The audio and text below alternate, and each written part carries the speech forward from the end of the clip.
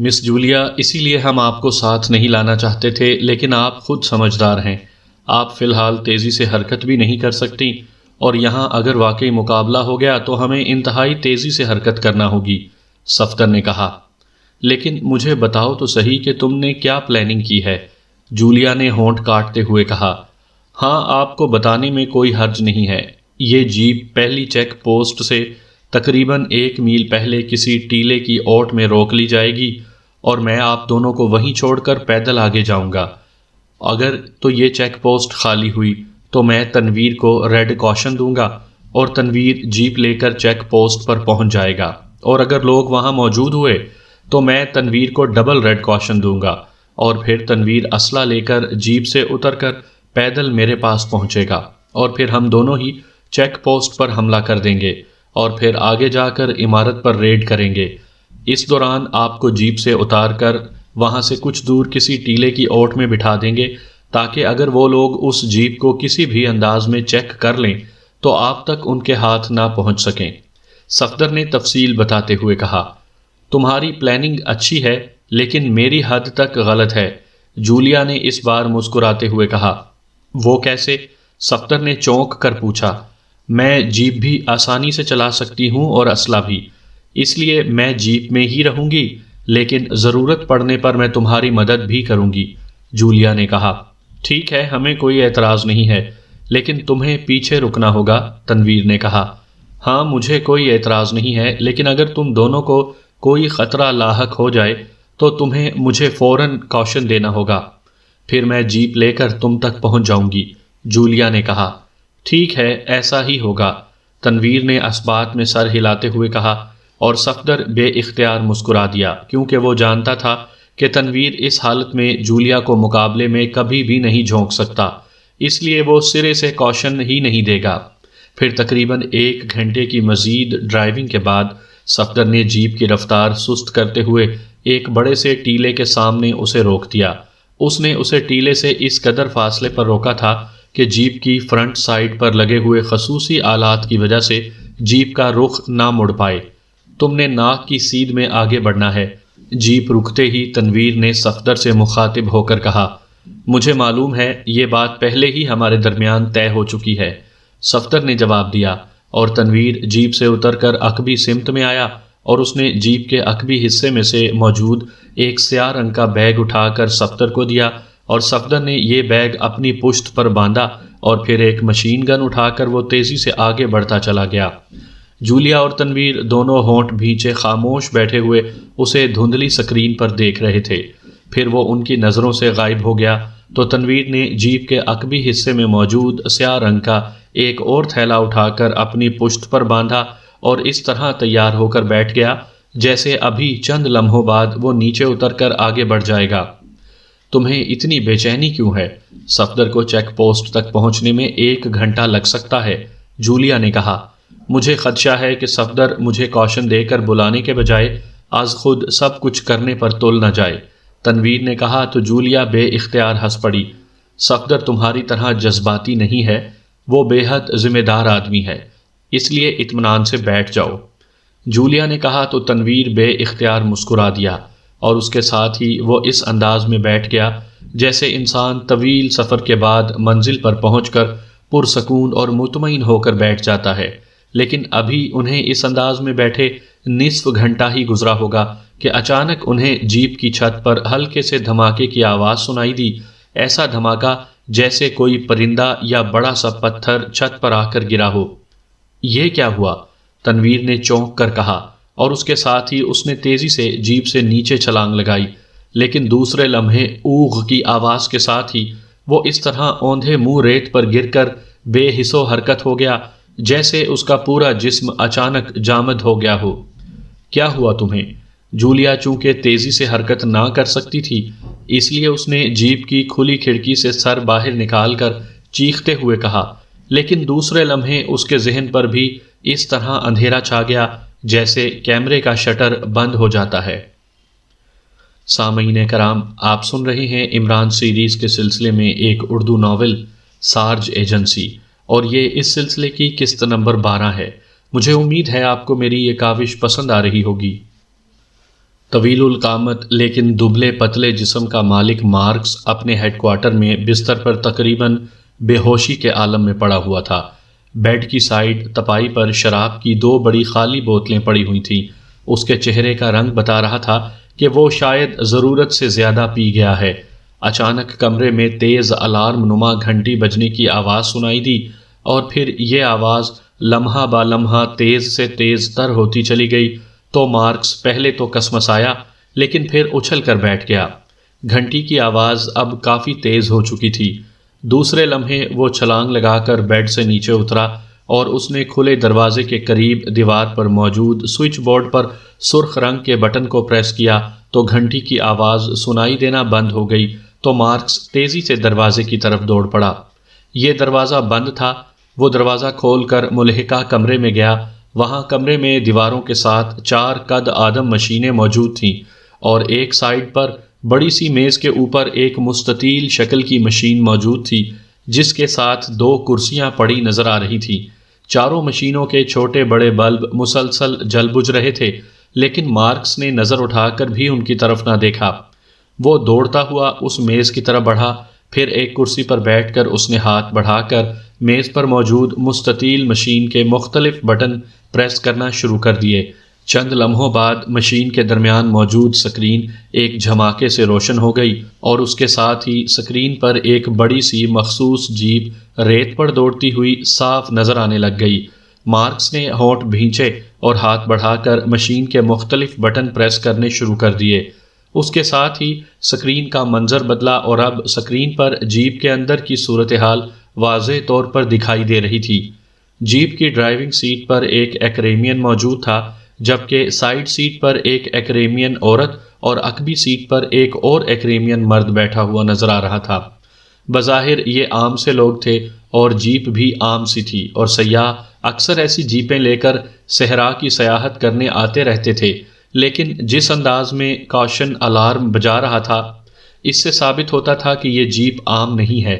Marks نے ہاتھ بڑھا کر ایک اور بٹن پریس کیا تو جیپ کے عقبی حصے میں پڑے ہوئے 2 سیاہ رنگ کے بڑے بڑے تھیلے نظر آنے لگے، جن کے گرد سکرین پر سرخ رنگ کے دائرے نظر آ رہے تھے، اور ان دائروں کو دیکھ کر مارکس نے بے اختیار ایک طویل سانس لیا، کیونکہ ان دائروں کا مطلب تھا کہ ان سیاہ تھیلوں میں انتہائی خطرناک اور انتہائی حساس اسلحہ موجود ہے، اور جیسے ہی اس اسلحے کو جیپ میں چیک کیا گیا کاشن الارم بج اٹھا۔ مارکس نے مشین کے نیچے لگے ہوئے 2 بٹن یکے بعد دیگرے پریس کیے تو مشین کی سائیڈ سے ان تینوں کے درمیان ہونے والی گفتگو نشر ہونے لگی، لیکن یہ گفتگو سن کر مارکس بے اختیار اچھل پڑا، کیونکہ یہ گفتگو ایکریمین زبان کے بجائے کسی ایشیائی زبان میں کی جا رہی تھی جو اس کی سمجھ میں نہ آ رہی تھی۔ او ویری بیڈ، یہ ایکریمین ایشیائی زبان کیسے بول رہے ہیں؟ اس کا مطلب ہے کہ معاملہ انتہائی مشکوک ہے، مارکس نے بڑبڑاتے ہوئے کہا، اور اس کے ساتھ ہی اس نے تیزی سے ہاتھ بڑھا کر مشین کی سائیڈ کو پریس کیا تو سائیڈ کھل گئی۔ اندر ایک چھوٹا سا سوئچ بورڈ تھا جس پر چھوٹے چھوٹے بے شمار بلب موجود تھے، لیکن یہ سب بلب بجھے ہوئے تھے۔ مارکس نے ایک کونے میں موجود ایک بٹن پریس کیا تو ایک بلب تیزی سے جلنے بجھنے لگ گیا۔ مارکس نے غور سے اسے جلتے بجھتے بلب کو نیچے لکھے ہوئے الفاظ دیکھے، پاکیشیائی زبان۔ او، یہ تو پاکیشیائی زبان بول رہے ہیں۔ ویری بیڈ، ہیں تو یہ ایکریمین، مارکس نے اونچی آواز میں بڑبڑاتے ہوئے کہا، اور اس کے ساتھ ہی اس نے اس خانے کے اوپر والے حصے میں موجود بٹنوں کی قطار میں سے ایک بٹن تلاش کر کے پریس کیا، اور پھر قطار کے آخر میں ایک اور بٹن پریس کر کے اس نے خانہ بند کر دیا۔ اس کے ساتھ ہی وہ بے اختیار اچھل پڑا، کیونکہ اب مشین میں سے جو آواز سنائی دے رہی تھی وہ ایکریمین زبان تھی۔ جیپ میں موجود تینوں افراد اب ایکریمین زبان میں بات کر رہے تھے، لیکن مارکس یہ بات جانتا تھا کہ اصل میں تو وہ پاکیشیائی زبان بول رہے تھے، لیکن اس مشین کے ذریعے یہ گفتگو خود بخود ایکریمین زبان میں ٹرانسلیٹ ہو کر سنائی دے رہی تھی۔ مارکس نے ایک اور بٹن پریس کیا اور پھر خاموش بیٹھ کر ان تینوں کے درمیان ہونے والی گفتگو سنتا رہا۔ اوہ، یہ تو انتہائی خطرناک لوگ ہیں، انہیں ختم ہونا چاہیے، اچانک مارکس نے کہا، اور اس کے ساتھ ہی وہ اٹھ کر واپس اسی بیڈ روم میں آیا جہاں سے وہ اٹھ کر گیا تھا۔ اس نے ایک الماری کھولی اور اس میں موجود ایک سرخ رنگ کے فون سیٹ کو اٹھا کر اسے آن کر دیا۔ فون سیٹ پر سرخ رنگ کا ایک چھوٹا سا بلب جلنے لگا۔ مارکس نے ایک بٹن پریس کر دیا۔ یس۔ چند لمحوں کے بعد ریسیور سے ایک بھاری سی آواز سنائی دی۔ سیٹلائٹ سیکشن 3 سے مارکس بول رہا ہوں چیف، مارکس نے انتہائی مؤدبانہ لہجے میں کہا۔ کیوں اسپیشل کال کی ہے؟ دوسری طرف سے بولنے والے کا لہجہ انتہائی سخت اور سرد تھا۔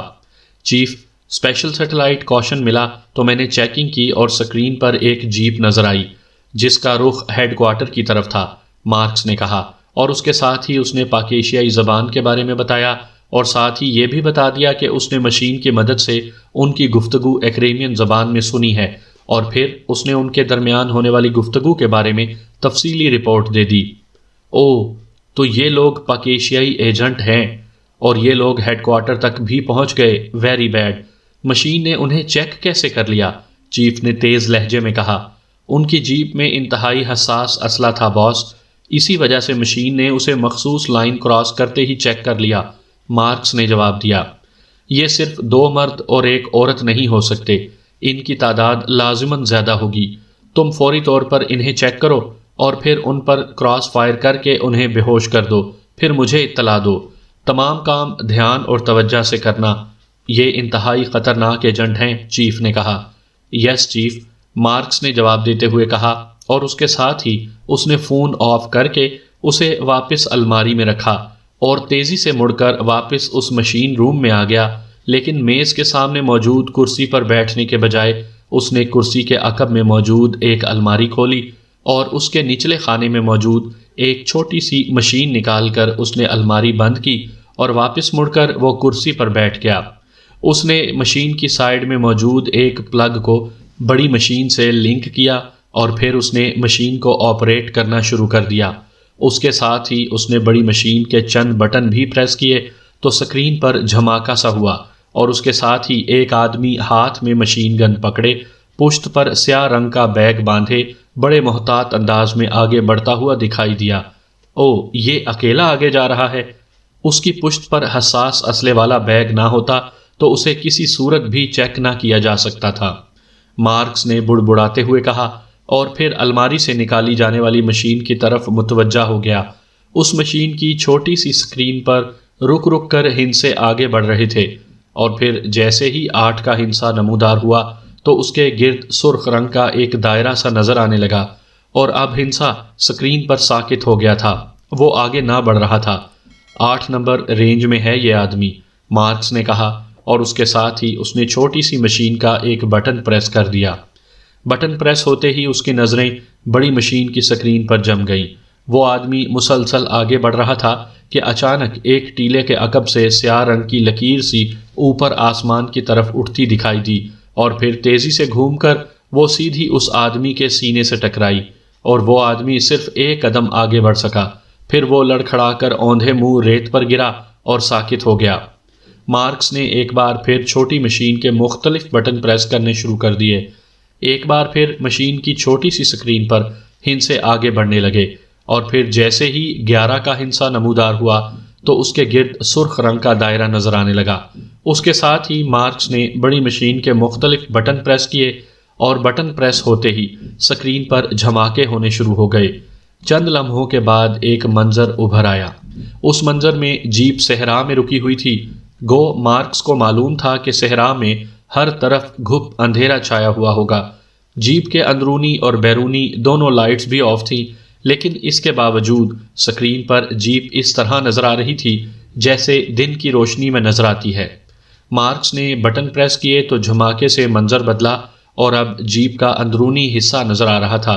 فرنٹ سیٹ پر وہ عورت بیٹھی ہوئی تھی، جبکہ عقبی سیٹ پر آدمی ہاتھ میں مشین گن پکڑے بیٹھا تھا۔ تیسرا آدمی غائب تھا، اور یہ بات مارکس کو معلوم تھی کہ تیسرا آدمی اوندھے منہ ریت پر پڑا ہوا ہے۔ اس نے تیزی سے بڑی مشین کے کئی بٹن پریس کیے اور پھر ایک نوب کو تیزی سے گھمانا شروع کر دیا، جبکہ اسکرین پر جیپ سے کچھ دور ایک سرخ رنگ کا تیر نظر آنے لگ گیا۔ پھر جیسے ہی تیر اور جیپ ایک سیدھ میں آئے، مارکس نے ایک بٹن پریس کر دیا۔ اس کے ساتھ ہی جس جگہ تیر موجود تھا وہاں سے ایک سیاہ رنگ کا نقطہ سا آسمان کی طرف اٹھتا دکھائی دیا، اور پھر گھوم کر وہ سیدھا آ کر جیپ کی چھت سے ٹکرایا۔ اسی لمحے اندر موجود آدمی اچھل کر باہر آیا، لیکن باہر نکلتے ہی اوندھے منہ ریت پر گر کر ساکت ہو گیا، جبکہ اس عورت نے جیپ کی کھڑکی سے سر باہر نکالا اور پھر اس کے جسم نے ایک جھٹکا کھایا اور اس کی گردن وہیں ڈھلک گئی۔ مارکس چند لمحے خاموش بیٹھا دیکھتا رہا، پھر ایک طویل سانس لے کر وہ اٹھا اور دوبارہ بیڈ روم میں پہنچ کر اس نے الماری سے وہ سرخ رنگ کا فون نکالا اور اس کا بٹن پریس کر دیا تو سرخ رنگ کا چھوٹا سا بلب جل اٹھا، تو مارکس نے ایک اور بٹن پریس کر دیا۔ یس۔ چند لمحوں بعد وہی پہلے والی بھاری اور سرد آواز سنائی دی۔ سیٹلائٹ سیکشن 3 سے مارکس بول رہا ہوں چیف، مارکس نے مؤدبانہ لہجے میں کہا۔ یس، کیا رپورٹ ہے؟ دوسری طرف سے کہا گیا۔ وہ ہٹ ہو چکے ہیں چیف، مارکس نے کہا۔ پوزیشن بتاؤ، چیف نے کہا۔ ایک آدمی جیپ سے اتر کر اکیلا آگے جا رہا تھا، وہ کراس 8 ایریا میں ہٹ ہوا ہے، مارکس نے کہا۔ Cross 8 area? اس کا مطلب ہے کہ اس کا رخ چیک پوسٹ کی طرف تھا، چیف نے کہا۔ یس چیف، مارکس نے جواب دیا۔ دوسرے لوگ کہاں ہیں؟ چیف نے پوچھا۔ کراس 11 ایریا میں جیپ میں موجود ہے۔ ایک آدمی جیپ سے باہر ہٹ ہوا ہے اور ایک عورت جیپ کے اندر ہٹ ہوئی ہے، مارکس نے جواب دیتے ہوئے کہا۔ Cross 11 area? ٹھیک ہے، اب میں انہیں اٹھوا لوں گا، تم نے بہرحال محتاط رہنا ہے، دوسری طرف سے کہا گیا، اور اس کے ساتھ ہی رابطہ ختم ہو گیا تو مارکس نے ایک طویل سانس لے کر فون آف کر کے الماری میں رکھا۔ اسے معلوم تھا کہ چیف اب مخصوص ہیلی کاپٹروں کے ذریعے ان بے ہوش افراد یا لاشوں کو اٹھوا لے گا اور پھر یہ لوگ ہمیشہ ہمیشہ کے لیے صفائے ہستی سے غائب ہو جائیں گے۔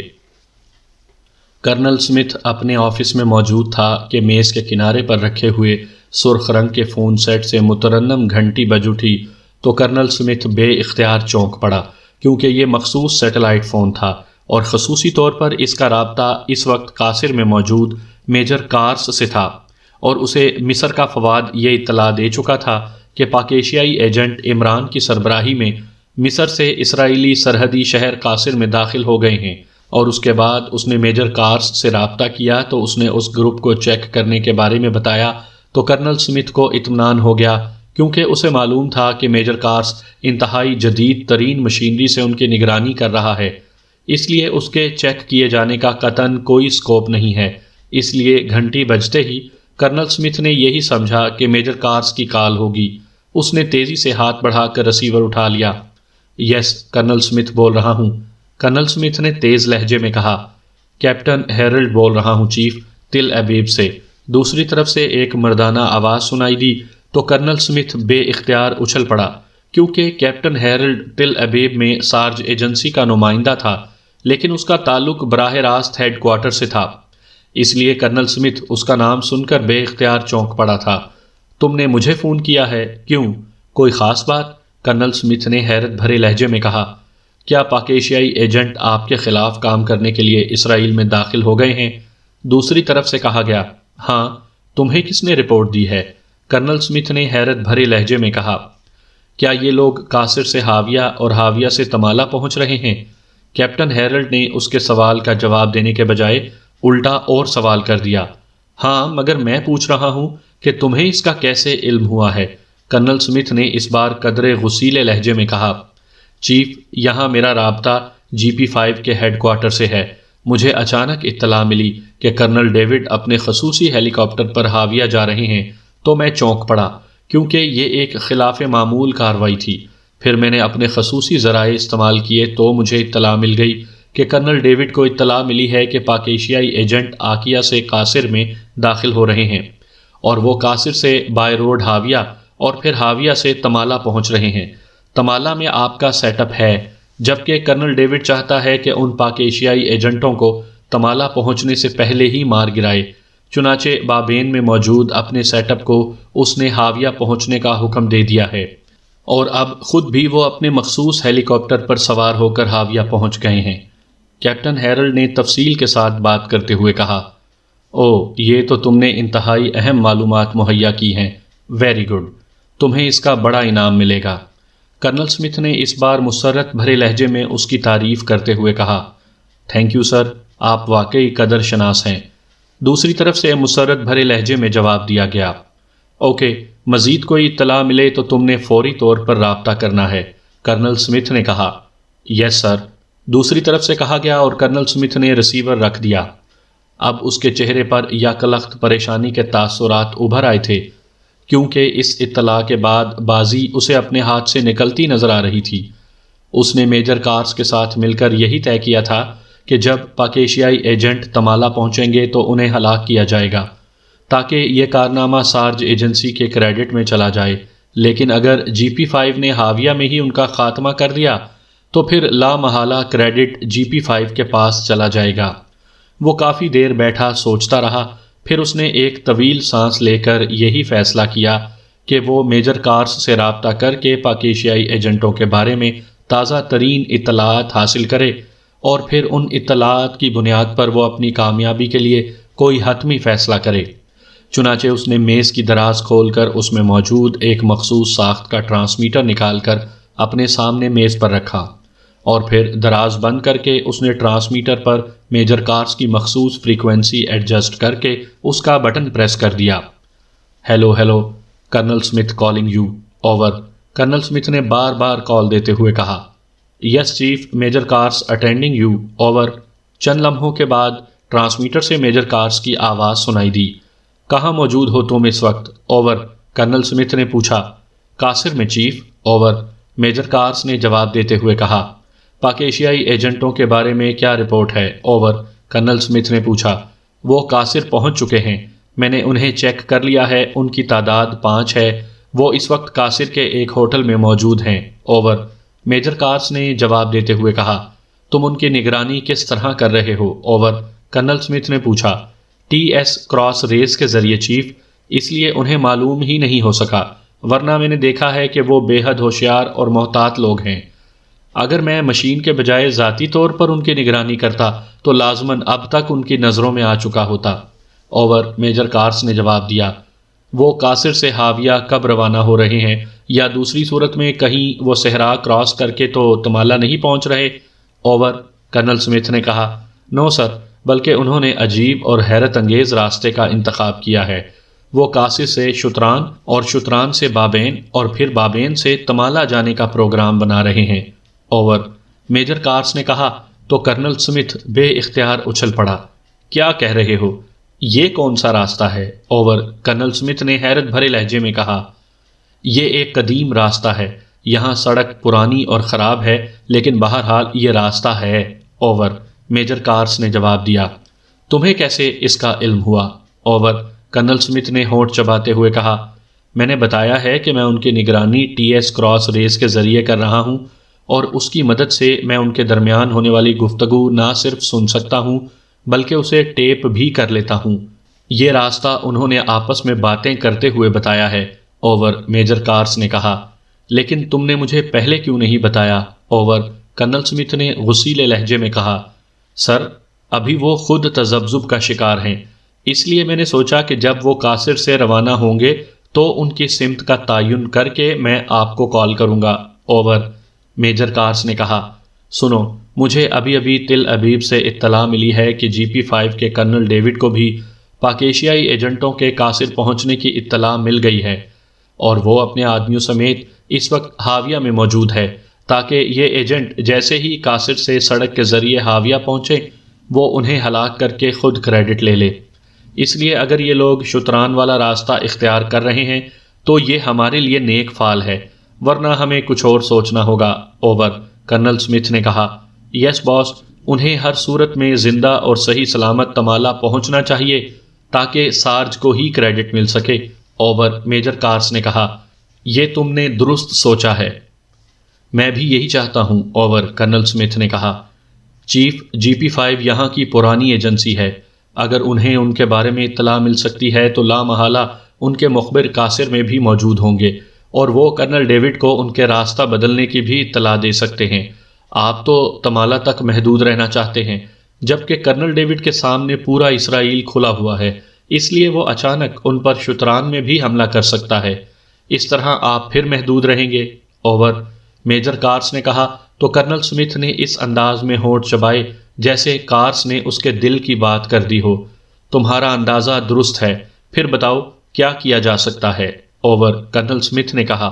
سر، اگر آپ اجازت دیں تو میں قاصر میں ہی ان کا خاتمہ کرا سکتا ہوں اور پھر ان کی لاشیں تمالہ شفٹ کرائی جا سکتی ہیں۔ اس طرح کرنل ڈیوڈ بھی منہ دیکھتے رہ جائیں گے اور پھر لاشیں بھی کسی کو نہیں بتا سکتی کہ انہیں قاصر میں ہلاک کیا گیا ہے یا تمالہ میں۔ اوور، میجر کارس نے کہا۔ نہیں، وہ لوگ عام سے لوگ نہیں ہیں، وہ انتہائی خطرناک ایجنٹ ہیں۔ انہیں اسرائیلی اور دنیا بھر کی ایجنسیاں کبھی ہاتھ نہیں لگا سکیں۔ تم بھی اب تک اس لیے بچے ہوئے ہو کہ تم ٹی ایس کراس ریز کی مدد سے نگرانی کر رہے ہو۔ اوور، کرنل سمتھ نے تیز لہجے میں کہا۔ پھر یہی ہو سکتا ہے چیف کہ ہم ہاویہ میں GP5 کا سیٹ اپ ختم کر دیں تاکہ اگر یہ لوگ ہاویہ کے راستے جائیں تب بھی صحیح سلامت تمالہ پہنچ جائیں، اور اگر شتران کے راستے جائیں تو پھر بھی۔ اوور، میجر کارس نے کہا۔ GP5 خاصی تجربے کار اور باوسائل تنظیم ہے اور ہم تمالہ سے باہر نکل کر براہ راست ان سے نہیں لڑ سکتے۔ ٹھیک ہے، تو مجھے صرف یہ بتا دینا کہ انہوں نے تمالہ پہنچنے کے لیے کون سے راستے کا انتخاب کیا ہے۔ باقی انتظامات میں خود کر لوں گا۔ اوور، کرنل سمتھ نے کہا۔ Yes chief. اوور۔ دوسری طرف سے کہا گیا تو کرنل سمتھ نے اوور اینڈ آل کہہ کر ٹرانسمیٹر آف کر دیا اور پھر اسے اٹھا کر میز کی دراز میں رکھ دیا۔ یہ عجیب چکر میں پھنس گئے ہیں ہم۔ اب کیا کیا جائے؟ کس طرح ان پاک ایشیائی ایجنٹوں کو صحیح سلامت تمالہ تک پہنچایا جائے؟ کرنل سمتھ نے اونچی آواز میں بڑبڑاتے ہوئے کہا، پھر ایک خیال اس کے ذہن میں بجلی کے کوندے کی طرح لپکا۔ Oh very good, really very good, colonel Smith نے کھل کر مسکراتے ہوئے کہا، اور ایک بار پھر ٹرانسمیٹر اس نے میز کی دراز سے باہر نکالا اور اسے میز پر رکھ کر اس نے اسے آن کیا۔ میجر کارس کی فریکوینسی پہلے ہی اس پر ایڈجسٹ تھی۔ اس نے صرف بٹن آن کیا اور پھر کال دینا شروع کر دی۔ یس چیف۔ اوور۔ دوسری طرف سے میجر کارس کی حیرت بھری آواز سنائی دی کیونکہ چند لمحے پہلے ہی اس سے گفتگو ہو رہی تھی۔ پاک ایشیائی ایجنٹ قاصر کے کس ہوٹل میں مقیم ہیں؟ کن ناموں سے اور کن کمروں میں؟ اوور۔ کرنل سمتھ نے کہا، سر، قاصر کے ہوٹل غاشار میں وہ مقیم ہے۔ انہوں نے ایک ہی فیملی روم نمبر 12 ہائر کیا ہے اور وہ پانچوں اس کمرے میں موجود ہیں، اور ان کے لیڈر کا نام مائیکل ہے۔ وہ اپنے ساتھی کو اس کمرے میں چھوڑ کر خود ایک سیاحتی کمپنی کے آفس پہنچا اور اس نے وہاں سے ریت میں چلنے والی خصوصی جیپ نقد رقم دے کر ہائر کی۔ ان سے قاصر سے شتران اور پھر شتران سے بابین جانے والے قدیم راستے کا نقشہ بھی حاصل کیا، اور اب وہ آدمی جس کا نام ہوٹل میں مائیکل بتایا گیا ہے اور جس کے نام پر کمرہ ہے، کمرے میں موجود ہے، اور وہ سب مل کر وہاں شتران سے بابین پہنچنے کے بارے میں باتیں کر رہے ہیں۔ میجر کارس نے جواب دیتے ہوئے کہا، اگر تو وہ شتران سے بابین پہنچ رہے ہیں تو پھر ہمیں کوئی مشکل نہیں ہوگی۔ ہم تمالہ میں ان کا خاتمہ کر سکتے ہیں، لیکن اگر انہوں نے ہاویہ کا روٹ اختیار کیا تو پھر ان کی ہلاکت کا کریڈٹ GP5 کو ہی جائے گا۔ اوور، کرنل سمتھ نے کہا۔ میرے خیال میں وہ لازماً شتران راستے سے ہی تمالہ جانے کا حتمی پروگرام بنا رہے ہیں۔ اوور، میجر کارس نے کہا۔ اوکے، مجھے ساتھ ساتھ حتمی رپورٹ ملتی رہنی چاہیے۔ اوور، کرنل سمتھ نے کہا۔ یس سر۔ اوور۔ دوسری طرف سے کہا گیا تو کرنل سمتھ نے اوور اینڈ آل کہہ کر ٹرانسمیٹر آف کر دیا اور اسے واپس میز کی دراز میں رکھ کر اس نے دراز بند کی اور پھر ہاتھ بڑھا کر فون کا ریسیور اٹھایا اور فون کے نیچے موجود سفید رنگ کا بٹن پریس کر کے اس نے اسے ڈائریکٹ کیا، اور پھر اس نے انکوائری کے نمبر پریس کیے۔ Enquiry please. رابطہ ہوتے ہی ایک مؤدبانہ نسوانی آواز سنائی دی، یہاں سے قاصر کا رابطہ نمبر اور قاصر کے ہوٹل غاشار کا نمبر دو۔ کرنل سمتھ نے کہا تو دوسری طرف سے دونوں نمبر بتا دیے گئے۔ کرنل سمتھ نے کریڈل دبایا اور پھر ٹون آنے پر اس نے رابطہ پریس کر کے ہوٹل غاشار کا نمبر پریس کر دیا۔ ہوٹل غاشار۔ ایک مردانہ آواز کچھ دیر بعد سنائی دی، میرا نام برٹن ہے، میں ہاویہ سے بول رہا ہوں، کمرہ نمبر 12 میں موجود مسٹر مائیکل سے میری بات کرائیں۔ کرنل سمتھ نے اپنا نام اور جگہ تبدیل کرتے ہوئے کہا، یس سر، ہولڈ کریں۔ دوسری طرف سے کہا گیا، ہیلو، مائیکل بول رہا ہوں۔ چند لمحوں بعد ایک اور مردانہ آواز سنائی دی، لہجہ ایکریمین تھا، میں ہاویہ سے برٹن بول رہا ہوں، ہاویہ میں GP5 کا سیٹ اپ پہنچ چکا ہے اور GP5 کا چیف کرنل ڈیوڈ بھی وہاں موجود ہے تاکہ تم لوگ جیسے ہی وہاں پہنچو تمہیں ہلاک کر دیا جائے۔ میں کرنل ڈیوڈ کا مخالف ہوں، اس لیے تمہیں آگاہ کر رہا ہوں، کرنل سمتھ نے کہا، اور اس کے ساتھ ہی اس نے ریسیور کریڈل پر رکھ دیا۔ اب اس کے چہرے پر گہرے اطمینان کے تاثرات ابھر آئے تھے کہ اب یہ لوگ لازماً شتران کے راستے ہی بابین اور تمالا پہنچیں گے اور کسی صورت بھی حاویہ کا رخ نہیں کریں گے۔